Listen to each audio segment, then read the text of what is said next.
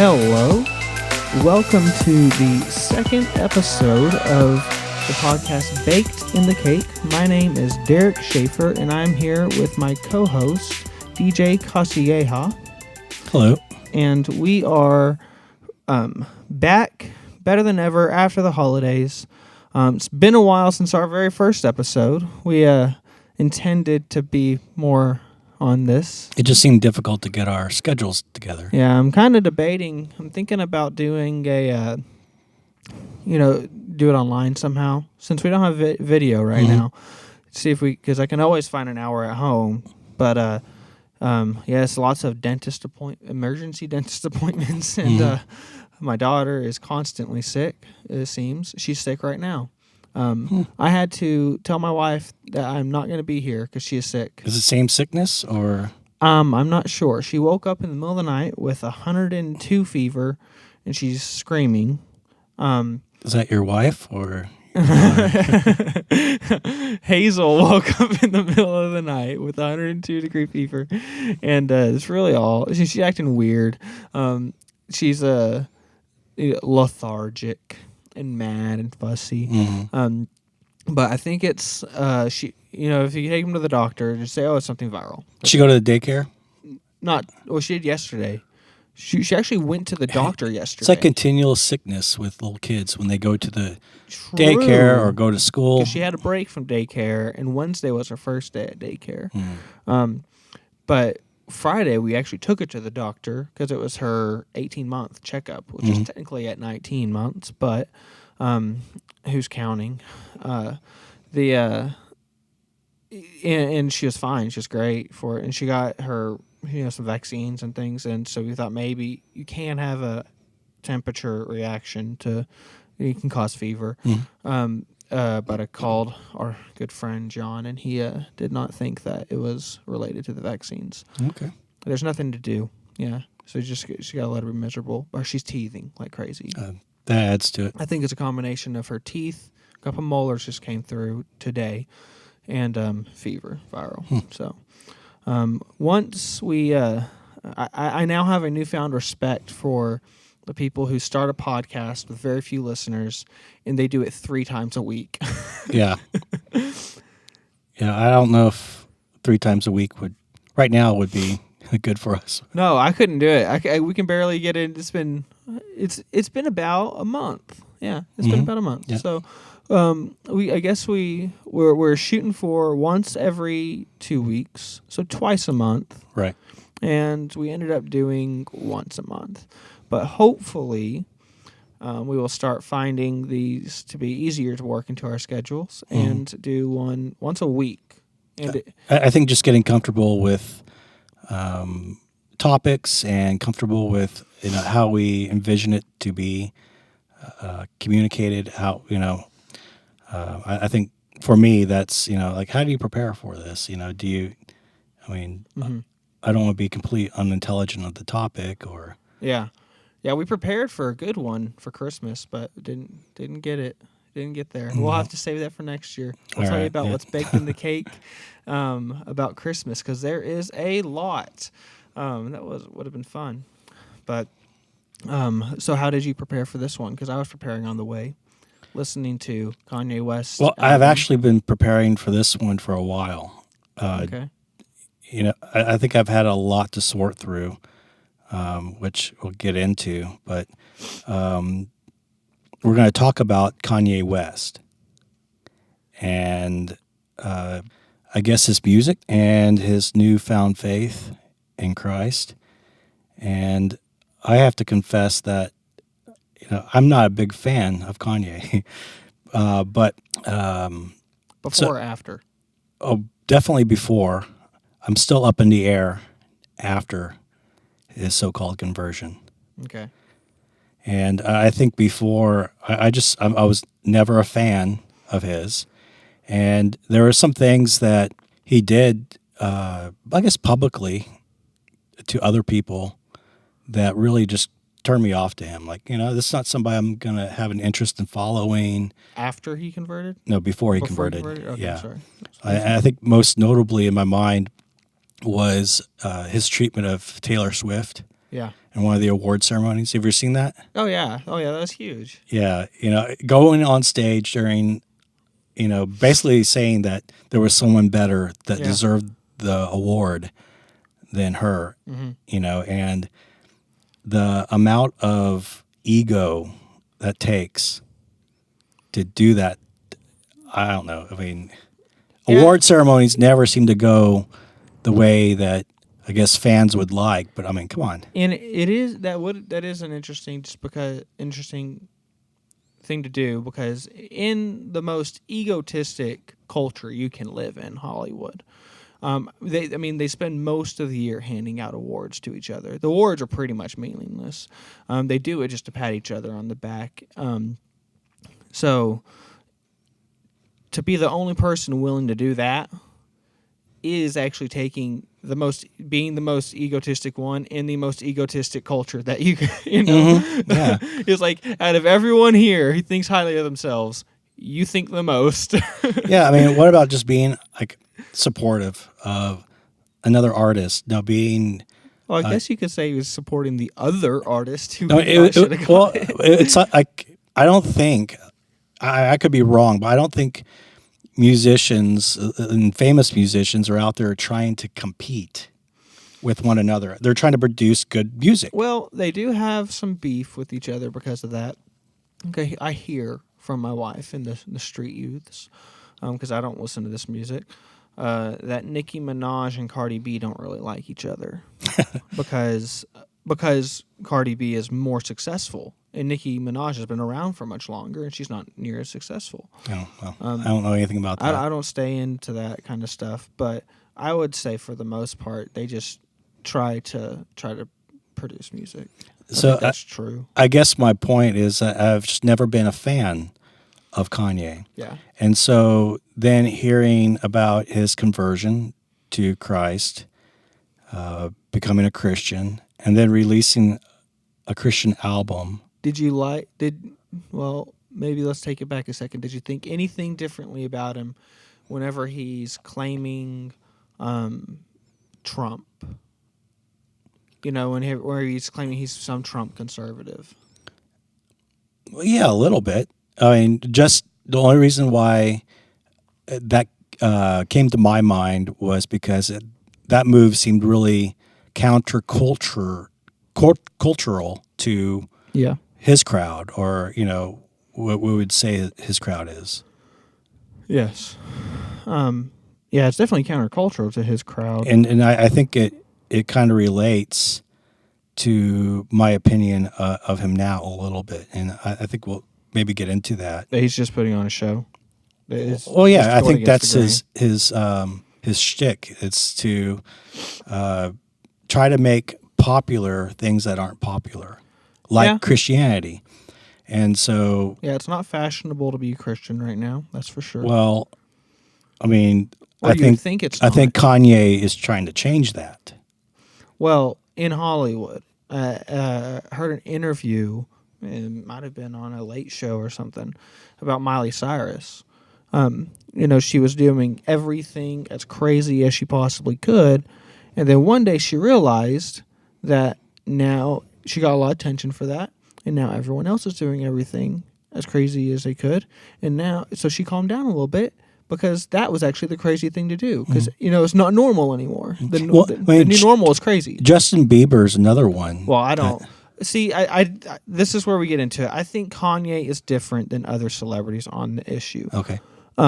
Historically, I do not really believe celebrities when they say they're saved, or have gotten saved. Now, if they were a Christian their whole life, and I mean, I certainly, and they kind of act the part, because there are Christian celebrities, but I typically, whenever they have some type of awakening, it's because they got out of rehab, and sure, they're a little bit vulnerable, and the reason I think it's a lot of bull is because they never stick with it. Time always tells, they never stick with it. Justin Bieber is a perfect example of that. He has he just had a new song come out that is about horrible things. I mean, terrible things, but he also claims to have like a Christian album out, and he'll go to Coachella, and then in the middle of his horrible heathen carnal music, oh, we're gonna start worshiping now. Well, you know, I think maybe before we really jump into Kanye, we should talk about just the judgment of someone who claims to be a Christian. And I want to be careful because I'm not at a place to say that Kanye is not a Christian. And, I hope that doesn't come from my mouth because I don't know. Yeah. And I don't think it's my place to judge whether someone's a Christian or not. I guess inside me I have some thoughts, Yeah. But, I would never say, he's definitely not a Christian believer. And I just don't know if that's my place as a believer. And, to place that kind of judgment, I think God's going to judge us, I mean, there's some good fakers out there. I just read about a pastor, who had been raping a youth girl, and now he's just now getting convicted. I mean, so even, pastors and, that have been in church a long time claiming Christ and I think we all put on a facade. And so I don't want, just because Kanye does, bad stuff to be anything that would be like a determining factor of whether he's a Christian or not. That's not. I think we all have sinfulness, and so it's not my place to say whether he's a Christian or not. But when he came out, and this whole thing came out, I think the place I originally landed was that I'm just skeptical of everything. I've never been a bandwagon kind of guy, like everybody, says is automatically in love because Kanye is a big personality and he's claiming Christ. And, I've just never seen, even in churches, I've never been kind of like the follow along just to follow along kind of guy. Well, there's a lot of things that happened around Kanye that make his a little bit different. Now, I still have lots of reasons to heavily criticize things he has said since then and things like that. I think we can both agree on that no new Christian needs a limelight on them. I agree with that. Yeah. When you see celebrities, and Shia LaBeouf is one of them. He's been back and forth on Christianity and in and out of rehab. He's been clean for a while, though. He even did a movie recently about kind of his life and why he kind of made the decisions he made. I don't know where he's at. He's actually friends with Kanye. Mm-hmm.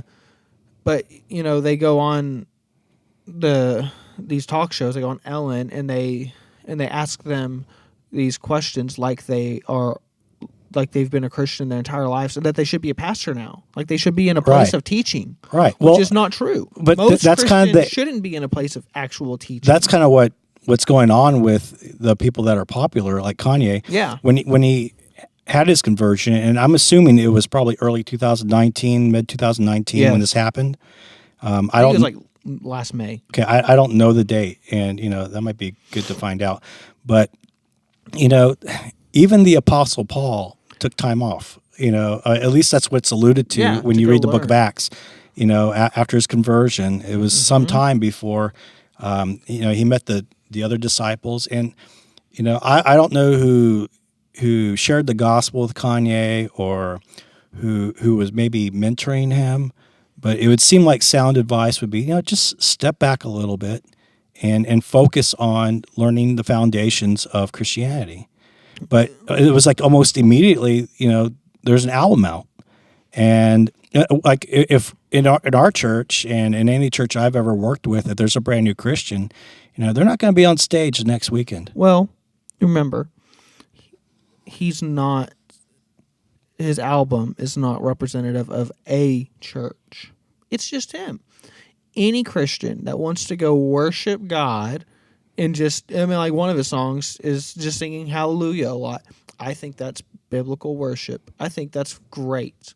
Do it. I think it glorifies God. Do it. Now, Am I going to put him in a position to teach other worship pastors? Not at all. So there's a little bit different between congregational worship, church worship is really what we're talking about, and private worship, So I just like you wouldn't play, or well, some people do, but there are exceptions. There's a lot of Christian music that's written that's not meant for congregational worship, and most of those artists shouldn't be teaching either. Well, I understand that, but I think one of the things that turned me off, it happened probably about 1 or 2 months ago, probably last month. I was driving down the road, turn on the Christian radio station. This wasn't K-Love. I don't know what K-Love plays. I haven't listened to him in a while. It was on XM radio, The Message, and they were playing Kanye's song, and one of Kanye's songs. And I'm like, okay, he's not a worship leader, maybe not, but they're playing his music on a worship station. It was on Selah. Is it a worship station or is it a Christian music station? Okay, maybe it's a Christian music station. There is a difference in that. I don't actually listen to the radio at all. I'm extremely hipster, and if it's not an indie rock or folk band, I probably won't listen to it. But and then in addition to that, he has these Sunday. He calls them Sunday services. Yeah, but I mean, the things that make his separate is, one, it's already went longer than any of the other celebrities. Not very much endurance, but the bar's low. He has already had and showed a little bit of endurance and that he's sincere. But or a good marketer. Yeah, maybe. It seems sincere, but he's done a lot of the things. He just wants to. I think he's moving out of L.A. He bought a bunch of land in the middle of nowhere. He's kind of rejecting Hollywood culture in a lot of ways. But the biggest factor for me that made me think, oh, wow, this is legit, is who he was shortly. I hope he's still there. I don't know. I know the people who Kanye is surrounding himself with right now, and I don't like them. That's reason for concern. But it was Adam Tyson. Adam Tyson was the man that discipled Kanye. So, do you know the story at all? No. So, Kanye was having a personal revelation of some kind, and was seeking God. And one of his assistants, someone who works for him, essentially, he knew was a Christian and went to church, and asked him which church, and he started attending that guy's church regularly, and but never became an official member or anything of that church. So can't be held accountable to that church. You know what I mean? Mm-hmm. That's important. He never became an official member. But Adam Tyson was the pastor at that church. And Adam Tyson made a decision to treat Kanye coming to church just like anyone else. So he says, when he gets introduced to him, he knew they were going there for a while. But I don't know much about Adam Tyson. Is he? He's a 5-point Calvinist. Okay. He has great theological degrees. He is orthodox in all his beliefs, in my opinion. He's not. He's going to be very conservative in all of his beliefs. He'll probably be complementarian. He's not gonna. He will probably have a lot of typical Christian conservative. So you think it's someone who's legit? Oh, I think Adam Tyson's legit. Yeah, because I listened to his sermon on Isaiah 6, which I'm very familiar with the passage, and I was like, "Wow, this is an intense sermon." And this is before I watched interviews on him about that sermon, because it was at one of Kanye's, probably his first Sunday service, and. He says when I was watching it, I was thinking, it appears that he knows that a lot of these people here are fake. I'll admit that a lot of the people who go to Kanye's Sunday services are fake. Mm. They are not real Christians. They are doing this to get close to Kanye. They're doing this, or they're doing it because it's cool now. Because it's cool. There's a lot of reasons, and I think a lot of them are malicious and deceitful. And he knows that. And even if they're not fake, they're only there to see Kanye. They're not there to hear Adam preach. They want to hear Kanye talk the whole time. Mm-hmm. But Kanye has Adam Tyson come up there and preach and delivers a powerful message about what you... So Adam preaches like in the Sunday services? Well, he can't control Kanye. He has preached at his Sunday services. I don't think he's regular. Because I haven't seen any recordings or anything like that. Well, I'll send you the first one. It's a long message, so brace yourself.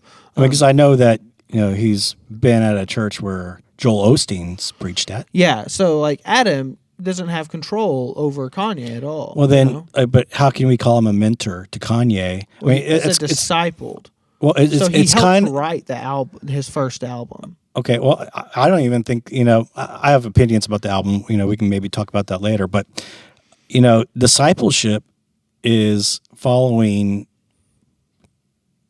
someone. Like especially the way Jesus teaches it in the Bible, and his disciples submit to his leadership. Yes, and so I just don't see that. I think it would have been really good if Kanye was a disciple of a good mentor. Yeah. No, he need that. That's what's kind of like frustrating is that, I mean, but like how long into your Christian journey did it take to find a good mentor? It took it took me about a year. Long time, and I don't know. They were around me too. When I there were a lot of good Christian mentors around me, and there's a responsibility on the person who needs to be discipled, and it's a humbling, for sure. And there's a humbling thing to admit you need to be discipled, because a lot of us want to think that. But I think that's one of the reasons why I'm a little bit skeptical, is that humility that says I need to take time and really come under someone. I need to be trained, mentored. Training, I don't think is a good word. I need to be, I need to build some strong foundations. I need to get to know the Bible a little bit more. Yeah. And I think some of my opinion now, just the skepticism, and again, I'm skeptical about almost everything. I just, I think it's his behavior. And and again, it's easy for me to point out at Kanye's behavior because it's so public. Yeah. And of course, I'm not holding myself, I guess, to any, I wouldn't want my behavior outside public to be noted. But what comes to mind is what he said during Joel Osteen's, when he was at Joel Osteen's church. There's a video of him, and for me. Oh, he claims he's going on tour with Joel Osteen. Well, I know, but he the way he presented himself was, having this humble demeanor. I mean, his head seemed to be a little bit bowed to me, and he looked kind of shy, having to speak in front of people. His body language isn't. But then, but then he says something. Then he starts like talking and preaching in a way, and there's a guy I think behind him. I think he's in the choir, and I guess he was like saying "Amen," cheering him on. And then he turns around and says, "Would you stop that? I appreciate it, but would you stop that? It's interrupting my flow." Like the Holy Spirit is like pouring into him, and he's trying to communicate something. The Holy Spirit's trying to communicate, and this guy's interrupting him. Yeah. And to me, that was just ego, like flat out. I mean, in front of the largest congregation in the country, and then to have this humble appearance, and then to turn around and I don't know. I mean. Oh, I'm actually okay with that because I don't like creating false fire. So if there's someone that seems to be doing that, I don't mind them getting called out. Yeah, I guess that. I think the whole thing was a false fire. I mean, you already have a congregation that's listening to there for an uplifting, positive message. Yeah. You could say that entire place was Exactly. That's it. That's all it ever was. And then again, I would apply the same standard to Joel Osteen. I know that there's a lot of criticism from Christian churches that go his way, and I would apply the same thing. I'm trying not to be a judge, Yeah. but I do have opinions. No, I agree. But the I don't know. I think I don't like where he's at right now. That's for sure. I don't like where he's at. He should be in some type of discipleship place and not in the limelight. He needs to remove himself from the limelight, which in some ways you could argue he is. In a lot of ways, he's absolutely not. I totally disagree with that because you two albums. Oh, I see an argument. There, a Christmas album, and Well, the Christmas album is a good example for why he shouldn't be in the limelight. Why he shouldn't? Shouldn't. Well, I didn't listen to it all. I didn't listen to it all either. There's a lot. It's much longer than his first album. And it's not. It's because his first album did so well. Yeah. Well, and it's not on. It was released not under Kanye. It wasn't under his name. Oh. It was just Sunday Service Choir. And I don't even know where he comes in on it. Mm-hmm. But I'm looking at the album song list right now because track 3 says Revelations 19:1. Should be Revelation 19:1. So there are a lot of it can make us look. It can make him look dumb. You say dumb things. Well, I think that's where I end up with Kanye is that I wish there were better examples of Christianity out there. Yeah, for publicly. Him. Yeah. This is kind of where the baked in the cake idea I think kind of comes in here. President Trump is kind of another example of that. Mm-hmm. Where he surrounds himself with these evangelicals. Oh, they're worse than that. I know. I know, but yeah, they're a bunch of. And then you have other evangelical leaders attacking him because of who he surrounds himself with, and it's like, what took me off about Trump was when he said 1 Corinthians. Yeah. Or I think he said 2. Was it 2 Corinthians? 2 Corinthians.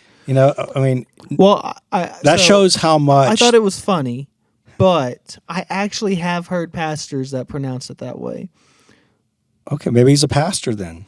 Well, maybe he's at that caliber. There's someone that's. I have heard people who are versed in the Bible pronounce it that way, and it kind of makes sense. Now, I can't give any examples right now, but that phrasing of something that's Christian, like you pointed out the Revelation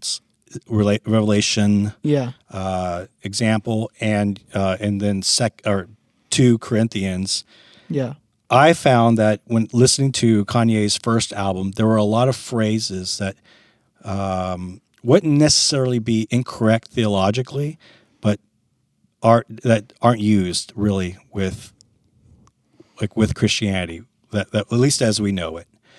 And I can't give any sound examples. It's in the lyrics of the albums. I'm like, who says that? Well, I'll tell you. So I don't like Christian rap, or I thought I didn't because I've been listening to a lot of it lately. Mm-hmm.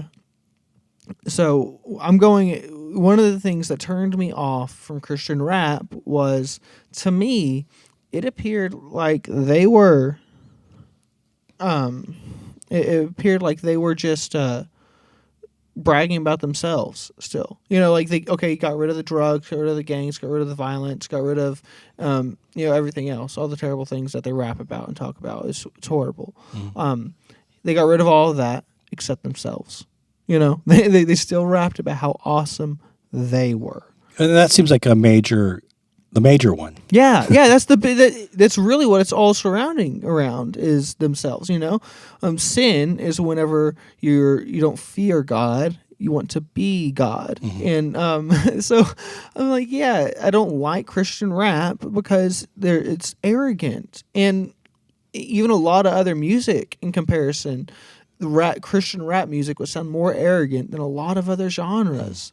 So I didn't like it. So whenever I heard Kanye's album, I was like, this isn't about Kanye. That was my realization. I was like, this album sounds like, I'm just taking it at what I see it as. Someone had an experience with God. He had a supernatural experience with God. And his reaction was to worship. That's it.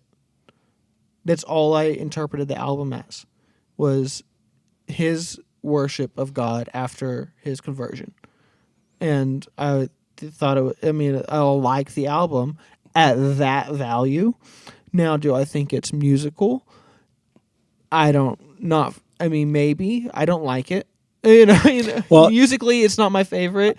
Lyrically, it's not my favorite. I'm not where you're at, and I think it has to do with the baggage that I have about Kanye.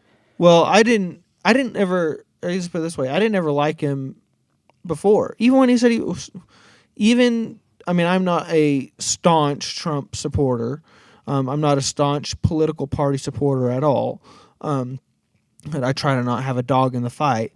But even whenever he's starting to say a few more conservative things, because I do lean conservative a lot, then like it was, I didn't care. I don't care. I didn't care about him. It didn't change my opinion of him because I never wanted to listen to. I didn't care what he said. Well, let me ask you this, and we may want to or not go into this topic very much. Does it sound like I'm being judgmental to Kanye? Oh, I think so. Okay, so is that wrong? To be judgmental, like in that regards, like I'm not judging his salvation. Well, no, you're right, because I don't think it's necessarily always wrong to be judgmental. I think you're right about that. I don't know, like having an opinion about him. You could. Maybe we pick a different adjective. I don't know if judgmental's right. I don't think you're thinking of holding him to the same standards that you would any other new Christian. For sure. Yes, I think we should. Well, okay, I say for sure, but I think you're holding him to a different standard. I'm always skeptical, like I said. Like, you can be skeptical all you want, but isn't that judgmental? Ultimately, not always. I don't know. Ultimately, the proof's in the pudding, and you judge them by their actions. Yes. And I think I like a lot of his actions in comparison to what he was doing. It's a step in the right direction. Now, a lot of the people he's surrounding himself right now are bad. I don't like them. Well, I think one of the reasons I feel like I'm so harsh on him is because he can do a lot of damage if people are being misled into thinking something. I mean, if later on he denounces or he goes back into people are going to say, oh, maybe that's okay. Well, Kanye's doing it. Back to why he should be in the limelight. Baby Christians are still, there's a reason why they accepted the grace, because they needed it. And sanctification does not happen overnight. Like, in my experience, you get saved, or, there are moments in your life like this, a lot of them, where it feels like God just overcomes you with the Spirit, completely tears you apart. You're incredibly humbled. You feel like your entire being is torn down and replaced with Christ. But then, for sure, yeah. Later on, it happens again, and you're like, "What? I thought I was completely replaced." You know what I mean? Well, I could explain that. I know exactly what happens there. Well, what I'm saying is that it's a continual sanctification. Like what we thought was all of us was just a little bit. That's not all of us. Well, I think when someone comes to Christ, when they're a new believer and they're surrendered. I think the key word there is surrendered, because that's what's got to happen when someone comes to Christ, is that they surrender themselves to the lordship of Jesus. And as a church, and this would be for my church or for, any church, when you have a new believer, it is important that they get discipled. Yeah. Because what quickly happens is we fall back to our default nature, which is all about me. Yes. And myself and what is good for me. The focus on possession, self-glorification, comfort, all those things come back into play.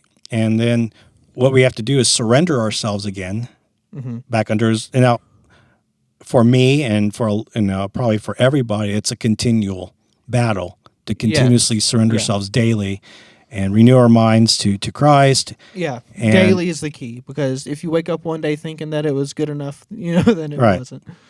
Right, and so if it's easy to have that, I think that's the kind of the high that people talk about when they go on a retreat and they come to Christ. And they come back all high, and then once they're we see this in youth groups a lot. Once they get off the retreat, and then they kind of come down from the spiritual high, and then I think that's kind of what's taking place here is that we're not so much focused on God anymore, but our own self ambitions come back in the way. Our ego comes back in the way. I try to give Kanye grace, because there are things that even in his good interviews he says things I don't like, particularly when he talks about God showing off through him. Do you know what I'm talking about? Yeah. And that he's like the greatest musician God's ever created. Yeah. He'll say things like that, and at face value, that's pretty horrible. If he means exactly that, then what was, what I mean? That's glorifying yourself, not God. He'll say things like that God is showing off through him, like it's God but through him. But he'll be like bragging about how he got a bunch of money back on his taxes, he got to keep things like this, and I'm like, that's not necessarily the Christian life. Like, let's just pretend that you're saying it, and I'm misunderstanding you, and it's truth, and I'm or maybe he's joking, or he's joking, whatever. But you're painting a bad image of the Christian life, because I don't get giant tax returns. As someone who thinks he's a Christian, I'm confused. So how are non-Christians, or how are they going to take it? Yeah, it's I don't know. I'm cautiously skeptical, and you know what? And if he's a Christian believer and he's a sold out believer, then that's a good thing. For him. I mean, he'll have eternal life. And so he doesn't need my approval. I think, I'm just cautious. I would just, like, in his song, he says, I believe it was his song, Follow God. It was, I just want to treat him, even though I have tons of criticisms of him, I can criticize fellow believers in the Lord all the time. We disagree on a lot of things. When he says that, who were the first ones to judge me, he's talking about the Christians. Oh, you're talking about a different song. You're talking about Hands On. Oh, it's Hands On. You're right. It is Hands On. So he's talking about in the song Hands On, and make it feel like nobody loved me is what he says. They would be the first ones to judge me, make you feel like nobody loved me. And let me just read what he says there. Okay. It says,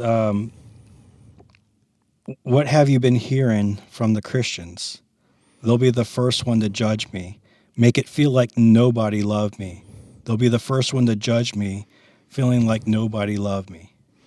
Make it feel alone in the dark, and you never see the light. Is what also. So I think those are probably some very hypocritical words there. How? What? I don't want new believers to feel that way. Oh, me neither. Me neither. How is it hypocritical? Because isn't he a Christian? So already he's placing judgment where he doesn't want judgment. He's judging the Christians that are judging judgment's him. Not always wrong. I think he's justly being judging the way he was treated by a lot of Christians. I think it was wrong for a lot of Christians to treat him like that. I think they should accept him at his word. If I had a supernatural experience with the creator of the world and I came back to tell you about it, and you also have had that experience, and now we're a part of a fellowship that's stronger than any other fellowship, and I'm excited to be here with you, and then you tell me that it's fake, the outpouring from that Christian community is that you're not one of us, that would hurt me. I would hate that. That's why when I hear that line, I'm like, Well, then it also comes across like, well, it's almost like a security blanket. I'm going to do my own thing, and but you can't judge me, Christians, because I'm going to do my own thing.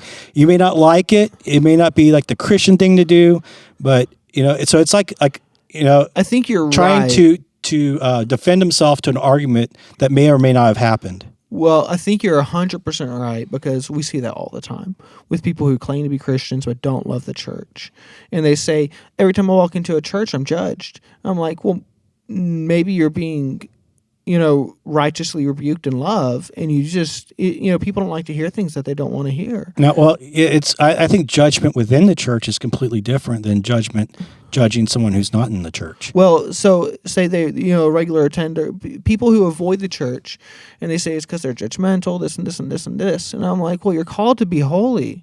Like, if you claim to be a Christian, you're going to be held to Christian standards, hopefully, by your surrounding Christians. But that's part. And people use that as an excuse. Yeah, that's part of the humility of being a part of a church. If you said something about me in my life, I'd receive it.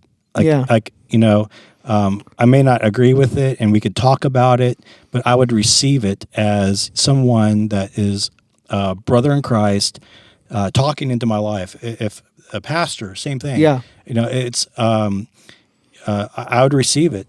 Yeah. And at least strongly consider it, because part of the church is that, not that we judge one another. That's probably not the word we would use. We'd use accountability. Yeah. That I as a member of this church body open myself up to their input into my life. Yes. And vice versa. Yes. And so to be able to say that they're going to judge me, or I'm going to leave because they're judging me. Yeah. That's saying I'm not open to hearing what you have to say. Yeah. And you don't have to agree with it.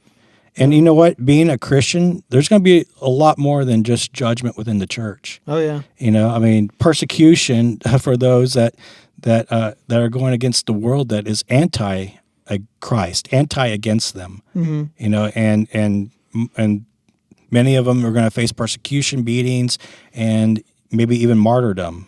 Yeah. And we're worried about judgment against other Christians. Yeah, it's pretty petty. And so that's the problem I have with those lyrics. Now, I get it.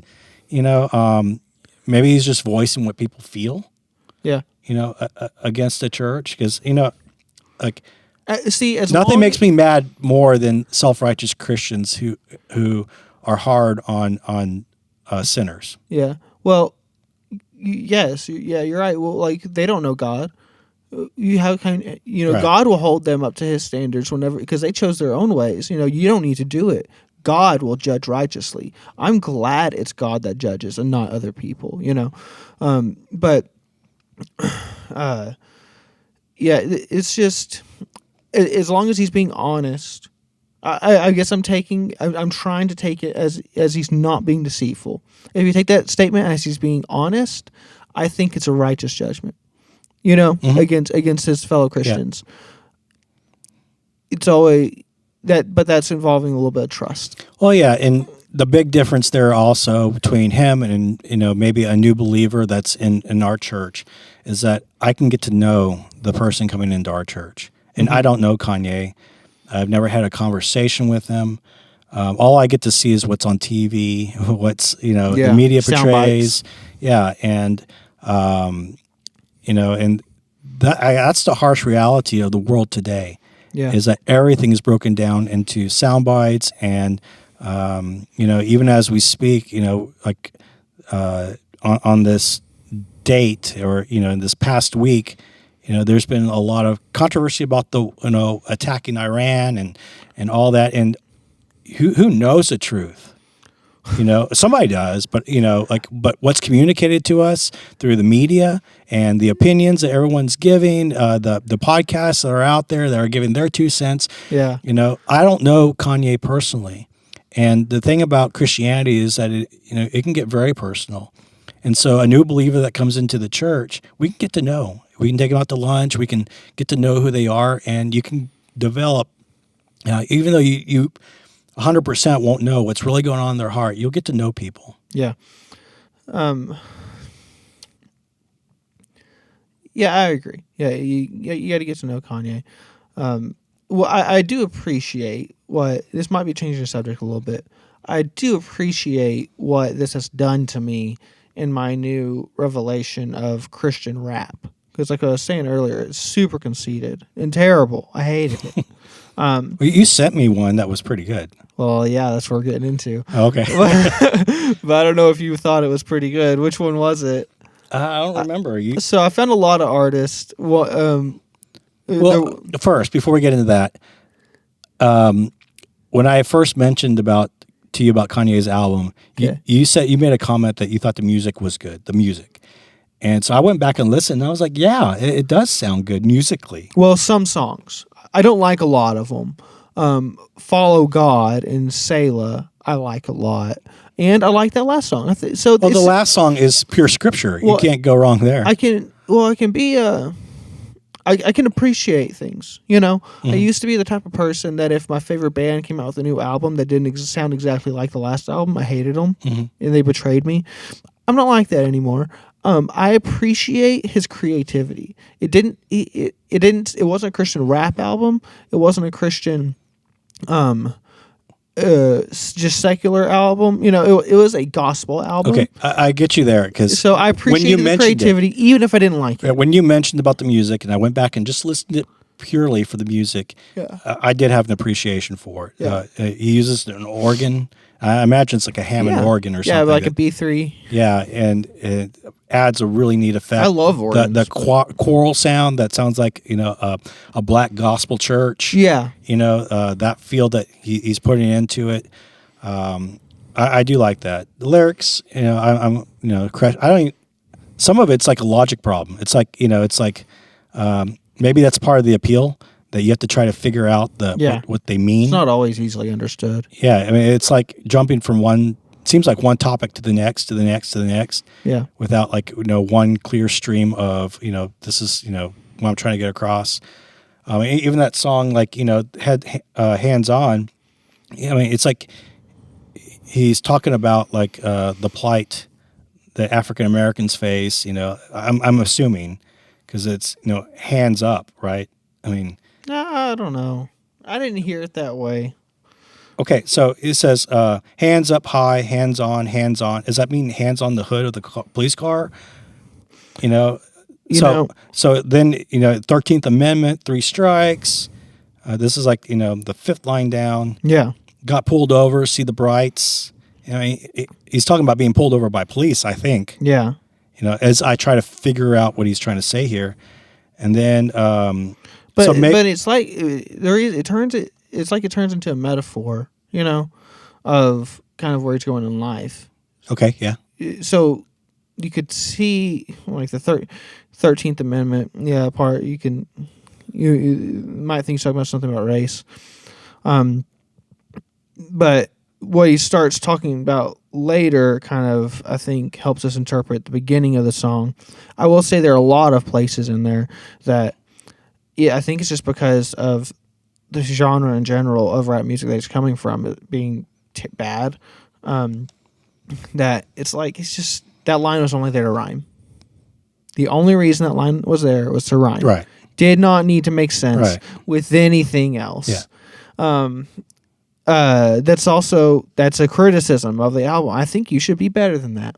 I think as an artist, you should be musically better than that. If you're gonna, especially a rap artist, rap where you're known for great rhyming, let's be intentional about it, you know?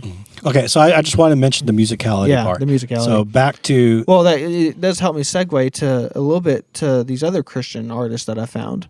And not to hate on some of the big ones like Andy Mineo or Lecrae, but they just never really did it for me. And they took a few stances in politics. I don't think about anything about Andy Mineo. Lecrae took a few stances in politics. There are things he said that turned me off from him. Okay, I'm not familiar. So, because I did like Lecrae when I was in grade school, listened to a lot of him. I've been to a Lecrae concert.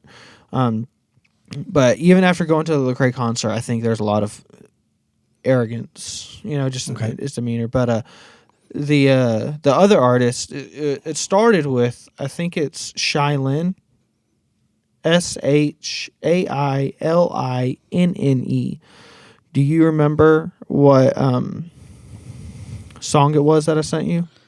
It was when he was the singer was blasting like preachers. Oh yeah, and I thought it was hilarious. The rhyming and I thought it was pretty like humorous, but right on. Yeah. Even though I would never be bold enough to come out and make statements like that against other preachers. Yeah, he's calling out false teachers. Right. Now what I liked about him was it's called Lyrical Theology. Was Lyrical Theology Part 1 is my favorite album from him, from Shai Linne. What's the name of the song?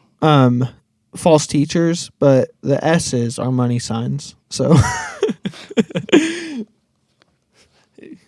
and he's just talking about he blasts them hard, and he gets a few that even some Baptists play friendly with, which I liked a lot. I love it when someone's bold enough to call out false teachers like that. And what I like about this album is it's teaching theology. The album is teaching theology. He has a song called "The Millennium," Regeneration, the hypostatic union. I'm like, well, this is crazy. This is awesome. Oh, I think that's. Isn't. And it's done well. Like with Kanye, you can't get there with his songs because, just of the wide range of topics. Yeah. Here, there is like at least a focus on God, on theology, on a direction. Yeah. It's a little bit different, because I'm not trying to figure out the metaphors behind. Yeah, it's straightforward. Right. Yeah. So the false teachers, it looks like is his most popular from this, according to Apple. But election was my favorite. That song was just, it's talking about the doctrine of election. But what kind of yes, I agree with the doctrine. I'm just looking at the list. Yeah, I agree with the doctrine of election. I'm glad I'm not on that list. But what he, what that song taught me, because I already agreed with everything he's saying, it taught me something different though. Was he says that God wrote the doctrine of election. If I'm gonna stick to a doctrine, I need to be able to stick to it and defend that this is a doctrine that God wrote and ordained. This is a part of the Bible. This is a teaching that is inherent to the Bible. I don't want to stick to some fickle ideas. Yeah, election's not one that I feel like I want to talk about right now. Well, I'm not talking about it. I'm talking about defending doctrine. Okay. Does that make sense? Yeah. So, like, if you're going to defend a doctrine, you need to be able to if you're going to agree with the doctrine, abide by some type of doctrine, you need to take it seriously enough that it should change the way you behave in some way.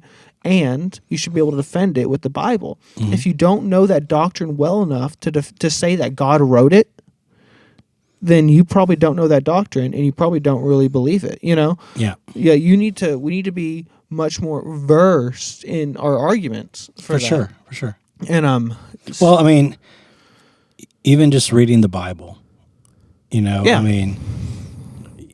how are we to know false teachers and whether or not we can trust Kanye and what he's doing? Well, the simple test is the Scripture. Yeah. Is it matching up with what Scripture says? Mm-hmm. And, the only way we can do that is if we're reading our Bibles, the standard.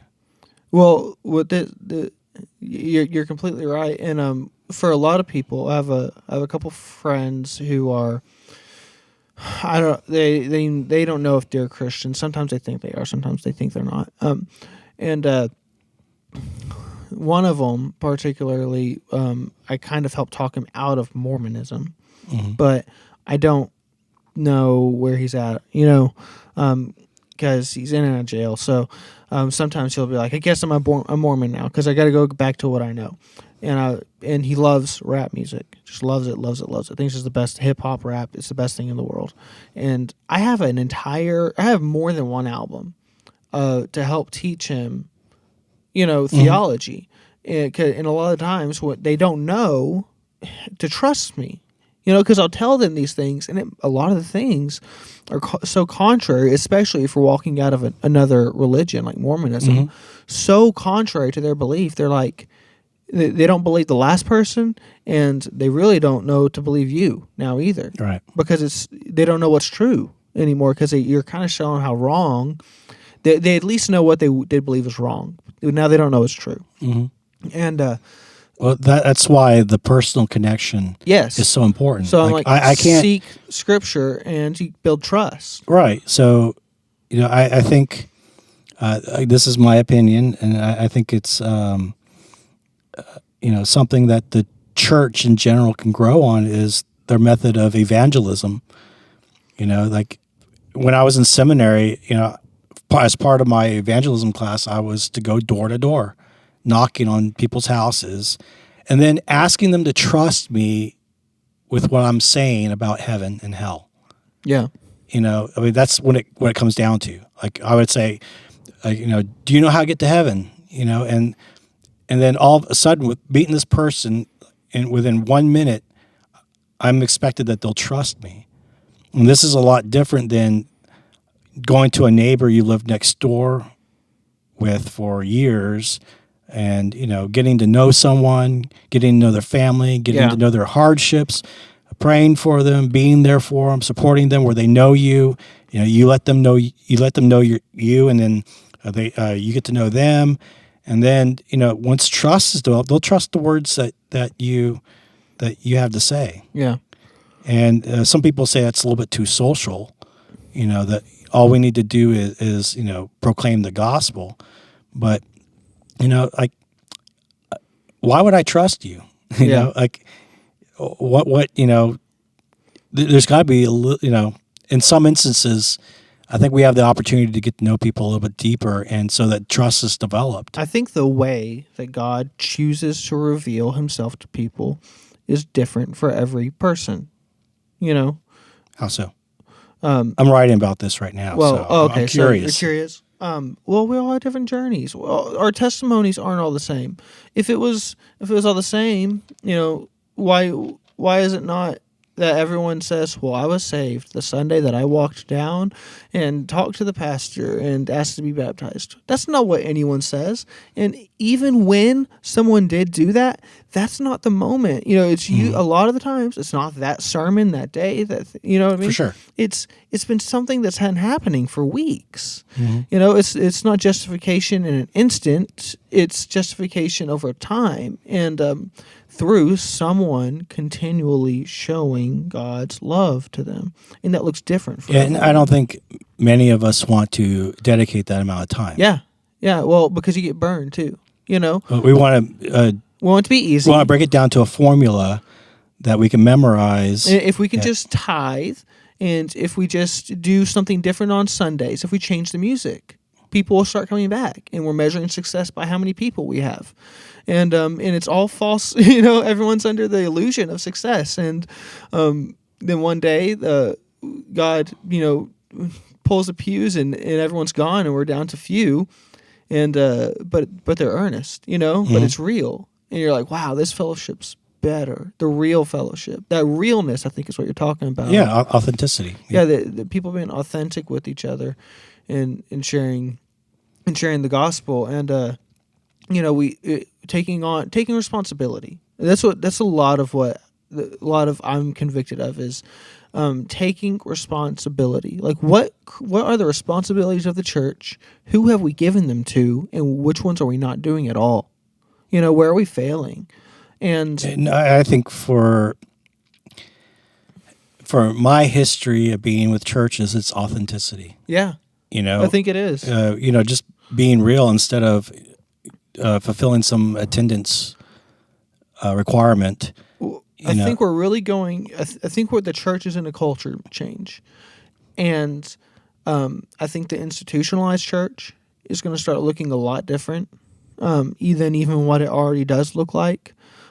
Maybe not Sunday services, but the other actions of the church. Their small groups will look different, and I think that the people who come to church, since it's not fashionable, is breeding a lot. I'm optimistic, but a little more authenticity, because especially anyone under, I don't know, I'm not sure what number to pick. Let's pick 40. Millennials and under. Millennials can be a little older than 40, maybe. I think millennials are especially skeptical. Yeah, they're skeptical. So whenever you see people of that generation in church, they did not grow up in a culture that it was the system fashionable to go to church. They're going against the system because they're doing something that's difficult, maybe that's not normal, because something real probably happened. So I think that's what a lot of new churchgoers are looking for. Is they want the authenticity that they feel. There's no doubt that life is difficult. Yeah. That people go through hard times in life, but you don't hear about that too often in church. No.